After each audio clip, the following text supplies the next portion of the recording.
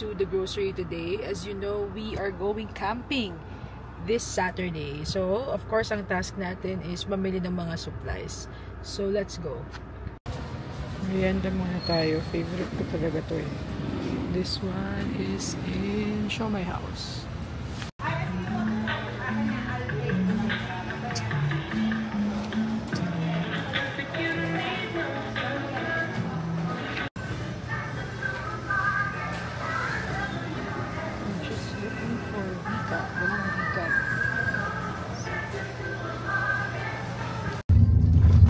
We're almost there. We are 10 minutes away from the beach. Medyo rough road. Ng onte, malubak. Or hindi rough road, malubak.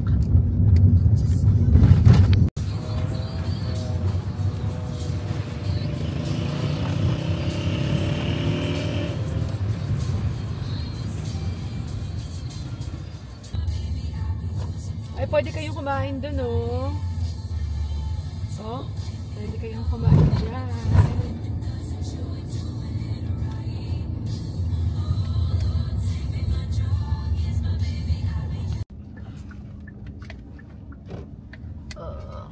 Guys, andito na yung part ng rough road. Pero kaya naman, even sedan kaya. Hindi naman siya super OA. Maiksi lang. Maiksi lang. And katabi lang pala ito nung sikat yung Barawan. So we're here, we just paid 20 pesos each for the environmental fee.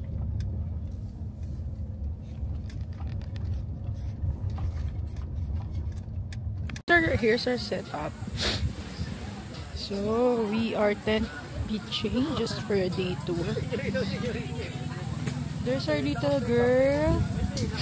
Ito na yung view namin. Ingat guys. But the place is nice. Medyo maraming tao. May mga team building. Hi, Han! Ganda ng pwesto namin, no? Looks like. There's your girl pa siya. Calypso! So, order kami ng isang single inflatable bed. In fairness, it's really good, guys. It's really good. It's just that di kami kasha. Pero we're just testing it out. It's the first time din naman kasi na nagka-camping kami. And now, I'll show you my view. Yan. We don't know yet if maliligo kami kasi sobrang init. Pero we'll see. We're on the day tour lang. Your girl Pasyal is waiting for her mama. Sobrang dami naming fun, no? We have this. We also have this. And then meron dito. Lunchtime. Hi, Han. Hi! Hello. We're having adobo. Niluto na namin yan sa bahay. So, set up. Nakagising lang. There's your girl. Our cooler. Hello! Hi! You're gonna swim later? Huh? Hi, Mama! Hello! Medyo maraming tao since it's a weekend. But overall, bait ang staff dito. The day tour starts at 8 AM until 5 PM. Kasi may mga nag-overnight na dapat 2 PM pa yung check-in. Dumating na kagad sila na maaga, kaya punong-puno yung party. Pet friendly din sila dito. Grabe. So, bayang init. So, nito lang kami sa loob ng tent ngayon. Iisipan namin kung maliligo kami. We'll see. Now with this camp, I think what I like about this talaga is malinis siya. May mga staff sila na nag-ikot. Namumulot ng mga basura. Pero dapat naman talaga hindi kasi dapat tayo yung responsible sa mga basura natin. Yung toilet nila malinis din naman pero walang flush yung mga toilet bowl nila. Sa showers, walang mga divider, guys. Alam niyo yung parang magkatabi lang siya. Mga ganong klaseng shower lang siya. Pero overall, for the price that you pay, it's very affordable and worth it naman siya.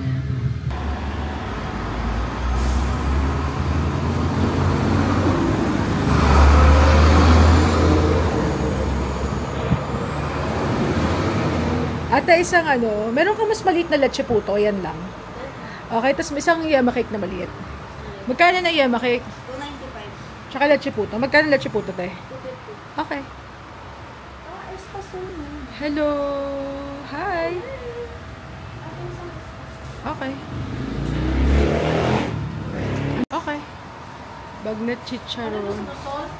Kung anong gusto mo? Kung anong gusto mo? Ate, tas kuha na lang ako ng water. Okay lang? Na malamig?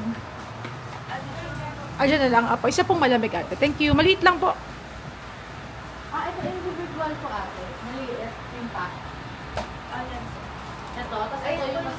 We're here in Rodillas, in Sariaya. Napatikimin mo siya ng Quezon Tikoy. Hindi ko siya nakatikimin ko. Ang dami namin binili. Dapat yema cake lang. Ano ba? Wait lang. Guys, we're here in La Barida. So, I'm having my wife try their pizza and their nachos. Masarap dito. Very Pinoy yung lasa ng pizza and nachos nila. So, I'll show you later kapag dumating. Asa car lang kami since no pets allowed and andito si Girl Pasyal with us. Hi, Girl Pasyal! Pagod yan! There's our order! Okay, hon. Nachos? Nachos and pizza. You can unbox it. Start with the nachos. I'm so excited for you to try it. Wow! Wow, diba? You can try it muna. It's your typical Filipino nachos. So, right? It's just $2.50.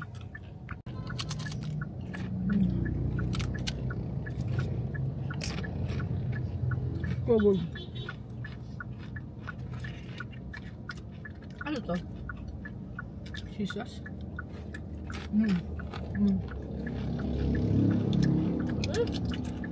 Good, no? Dapat magluluto kami sa beach kanina. Kaso wala kaming cover ng butane. May hangin. Dito lang kami. Di ba, Han? Sulit, no?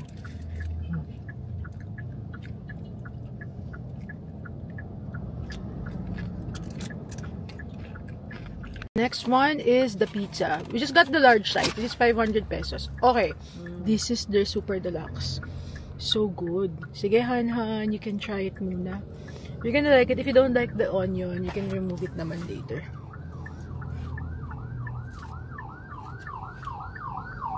Kamusta? Hot. Diba? Ay, kawawa si Girl Pasyal. Crispy yung crust. Hanang tampo na si Girl Pasyal. Hindi na tumitingin. Guys, again, this is La Barida here in Sariaya. Ano lang yan? Sa main highway lang yan.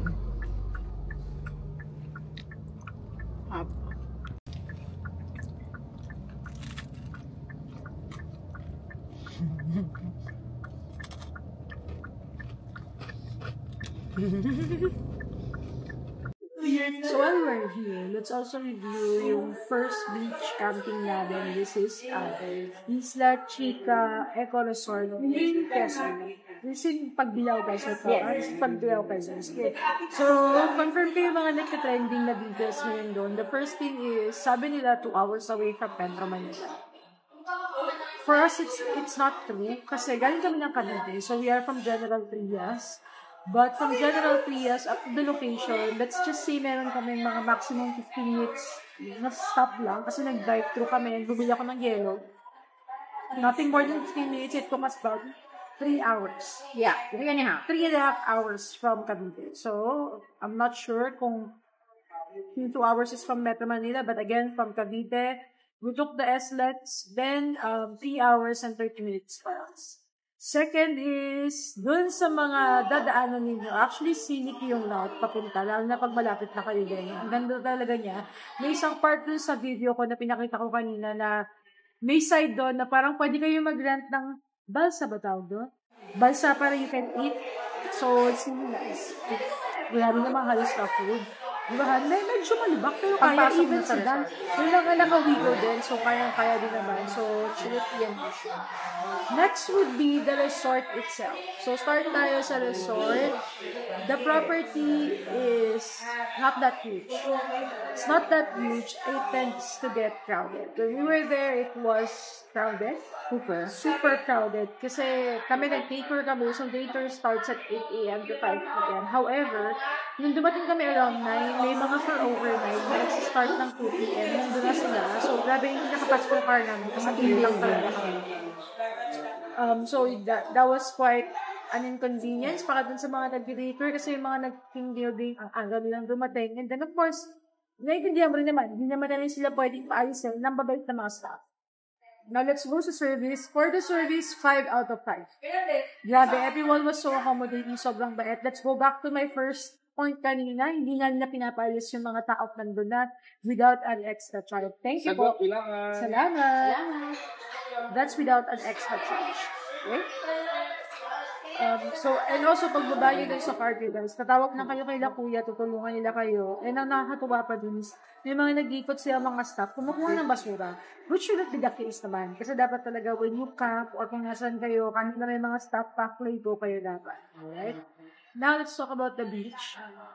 During the season, sobrang madikya. Soon kami nakaligo. Pero the beach itself, it's nice, it's clean naman. Tapos meron silang mga area for swimming lang. Para nga hindi kayo malunod and hindi madikya. Now sa camping, hindi kayo maanagya. So dun sa camping area is also clean. Kaya lang it tends to get crowded since tabi-tabi na yun ang dami nag-pitch ng tent. Napansin ko na parang sobrang dumami yung na-in-love sa camping this year. So, kami, partner rin kami dito. Restrooms. Now, the restrooms are clean. May mga attendants sila sa labas, guys. I would say it's clean, but it's luma. Luma talaga siya. Wala siyang flush. Pero malinis naman siya. Malinis siya. Merong mga attendants sa labas dali who would assist you. And then yung mga showers nila, wala siyang divider. So, talagang maliligo ka lang, huwag lang talaga siya. It's clean, so just manage your expectations. For the price that you pay, I think it's already affordable. Kasi for dinner, it's 200 pesos. And then may parang 30 ba or 20 pesos na environmental.